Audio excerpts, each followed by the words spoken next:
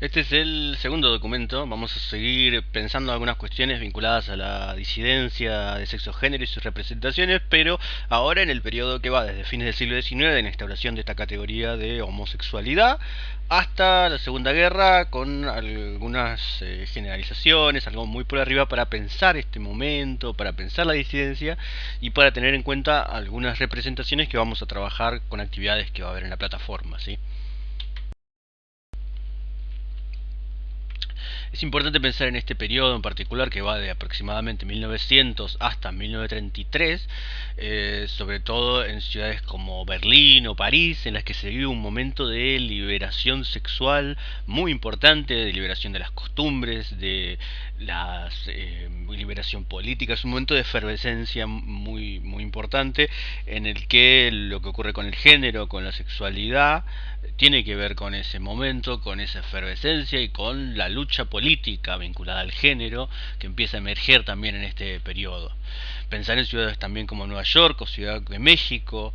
En Nueva York algunos investigadores detectan hacia principios del siglo XX el uso de la palabra queer en un sentido positivo, que luego va a pasar a ser un insulto, pero en un uso que antecede muchísimo a lo que va a ser el movimiento queer, que vamos a trabajar en otra clase, ¿sí? Esto que ocurre en las ciudades tiene que ver con el avance del movimiento feminista, también ocurre, antes figuraba, ¿no?, en Ciudad de México, con la publicación de textos vinculados a la homosexualidad, digamos, un momento de confrontación y de efervescencia, gracias a la emergencia de, por ejemplo, los movimientos los primeros movimientos feministas que se nombran como tales, ¿sí? No quiere decir que no haya habido movimientos antes. También hay que pensar que es el momento en el que emerge el primer movimiento de emancipación homosexual, que lo mencionábamos ayer, asociado a la figura del sexólogo alemán Magnus Hirschfeld, ¿sí? Un nombre que vamos a escuchar varias veces.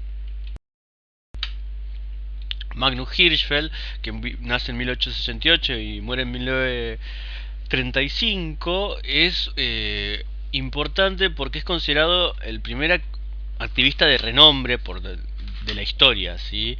Es un médico homosexual que toma la categoría patologizada de homosexualidad y la utiliza para luchar por la derogación del parágrafo 175 y movilizar y crear también una organización activista que va a ser la primera de la historia y que van a formar parte de este momento en el que el feminismo, los movimientos de emancipación homosexual luchan por la despenalización del parágrafo 175 y del parágrafo 218.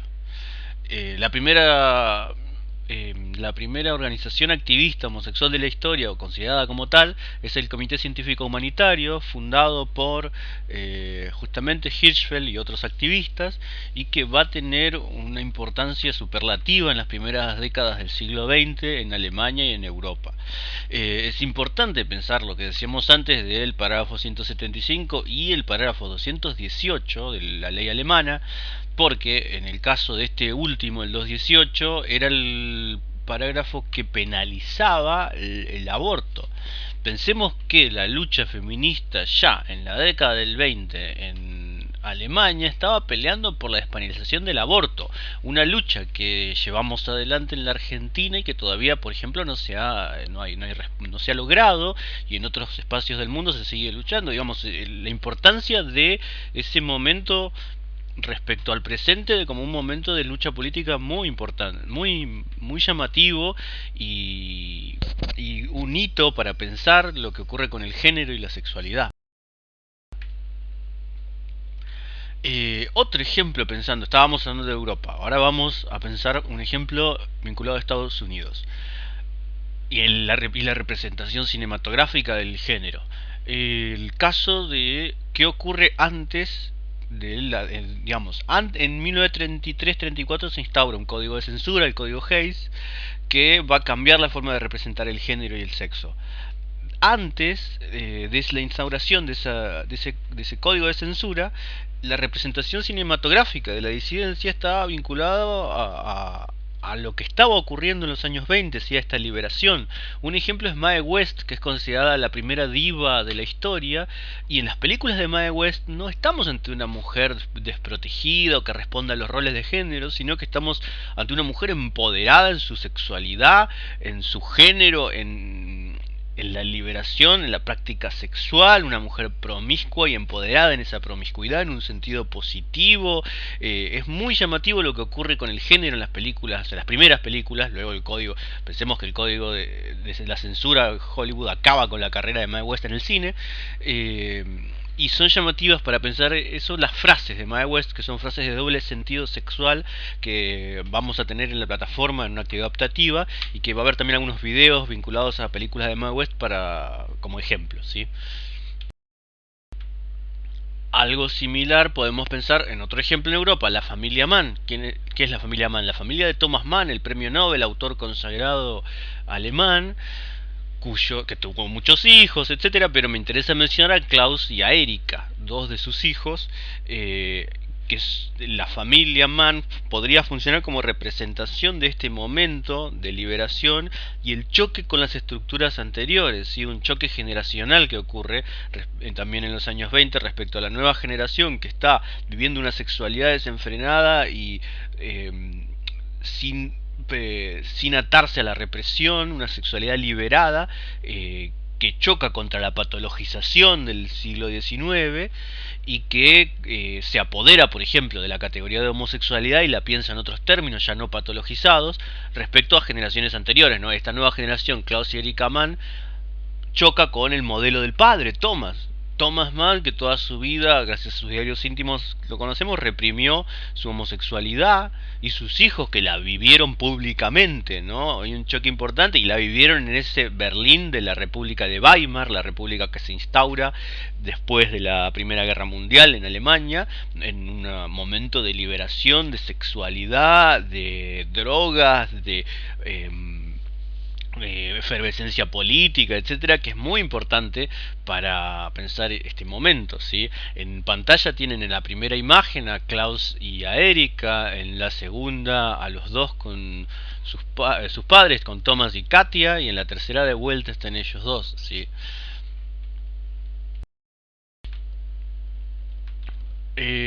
Algunos datos para pensar cómo este momento de las primeras décadas del siglo XX hay que pensarlo como un momento muy interesante para la lucha de género, la lucha del avance del género y la sexualidad y la presencia cultural de la disidencia, ¿sí?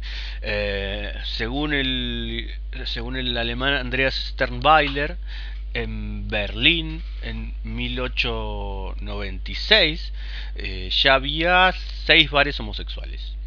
Para 1900 eran 12. Para 1933, más de 100. Estamos en tiempos en los que existían publicaciones homosexuales. Estamos en tiempos en los que la cultura lesbiana de Berlín era una cultura de una fortaleza y de una presencia pública impresionante. Estamos en tiempos de la primera revista, la considerada la primera revista lesbiana de la historia, Die Freundin, que ahí tienen imágenes en pantalla. Estamos en tiempos en los que los bares eran lugares públicos y conocidos internacionalmente, como El Dorado, un bar travesti. Es muy llamativo lo que está ocurriendo en Berlín en este periodo, y es muy importante para pensarle de la disidencia. Son los tiempos del Instituto de Investigación Sexual de Berlín, fundado por Hirschfeld en 1919, que tuvo uno de los archivos más importantes de sexualidad de la historia, ¿sí? Y era un espacio educativo, un museo, un espacio médico y un espacio de aceptación y un espacio de contacto, de práctica sexual, un espacio muy importante para pensar la disidencia en Berlín, y que va a formar parte del armado de la película que van a ver a continuación.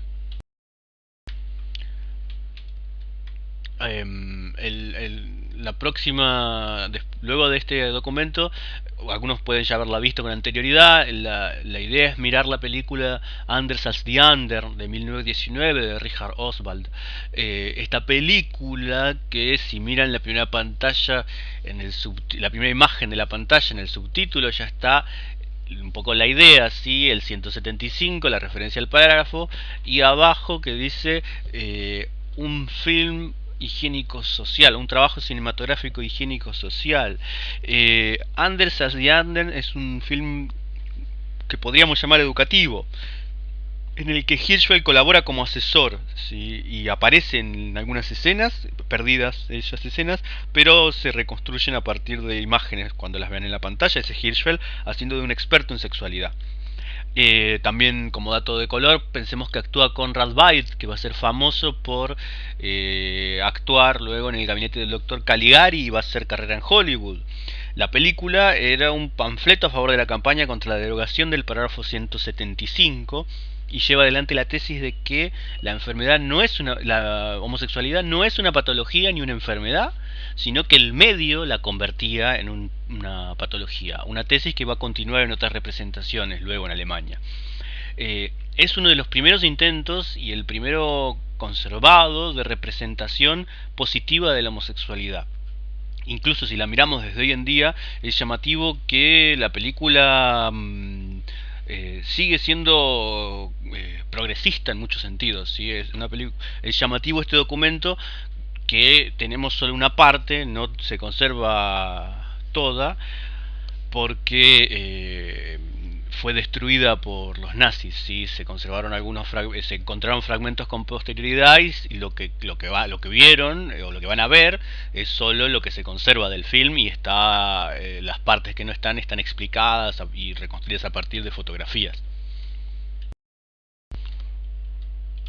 A partir del año 33 vamos a tener paulatinamente el inicio de un giro conservador respecto a los roles de género, a la disidencia sexual, a toda esta liberación que veníamos mencionando, ¿sí? El ejemplo es en 1933 cae la República de Weimar, se cierran los bares homosexuales que mencionábamos, se prohíben las publicaciones, se destruye el Instituto de Investigación Sexual de Berlín de Hirschfeld, el mismo Hirschfeld se exilia y muere en el año 35. Hirschfeld como judío y homosexual es atacado públicamente por antisemitas y digamos comienza un periodo oscuro para pensar el género y la disidencia, un periodo que va a contrarrestar lo que venía pasando con respecto a la liberación que mencionábamos en las primeras décadas en los grandes centros urbanos, y un periodo que va a continuar en la posguerra con la instauración de un orden conservador y familiar con roles de género patriarcales y heterohegemónicos para las mujeres y los varones en las estructuras familiares, con la represión de la disidencia, y que va a costar el salir de ese periodo hasta fines de la década, hasta los años 60, ¿sí? Toda la cultura que existía no quiere decir que desaparezca, pero la represión nazi que comienza y que llega a la segunda,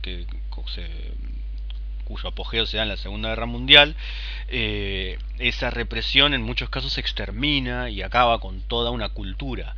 Lo que queda de esa cultura permanece latente después de la Segunda Guerra Mundial y no vuelve a la escena pública porque la escena pública mantiene el orden conservador, no vuelve a los años 20. De ahí que cueste volver a un momento de liberación. Este giro conservador tiene que ver con cambios en los roles de género, con cambios en las estructuras familiares. La mujer que había salido del hogar a pelear por la derogación del parágrafo que penalizaba el aborto después de la Segunda Guerra Mundial es reprimida dentro del hogar familiar, y los movimientos feministas alemanes tienen muchísima fuerza porque pelean desde ese lugar para que la mujer no sea sometida.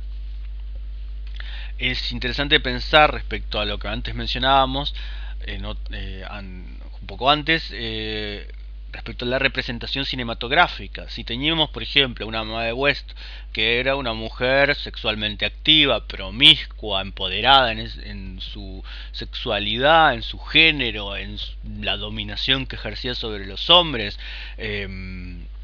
o una Mae West que podía ser bisexual o sugerida bisexual en la representación cinematográfica en algunas películas, pasamos un poco tiempo después, una década después, a por ejemplo, la película La hija de Drácula, una película de terror menor, pero en el que el monstruo es la mujer lesbiana, el vampiro lesbiano que va a acabar con la pobre mujer indefensa. ¿Sí? Vamos a ver como material optativo, hay algunos videos vinculados a representación cinematográfica antes y después de la instauración, ¿sí?, de este orden conservador que se da en los años 30 y que va a continuar durante los 50. De ahí que podemos ver muchas representaciones cinematográficas mainstream de Hollywood en los que aparecen estas estructuras familiares con las mujeres en el hogar, con la disidencia no existe, los roles están marcados dentro de ese binarismo sexual y de género duro, rígido, y no hay otra posibilidad, ¿sí? El cine siempre es un buen ejemplo para ver qué está ocurriendo culturalmente con el género y cómo funcionan los mecanismos de disciplinamiento o de normalización.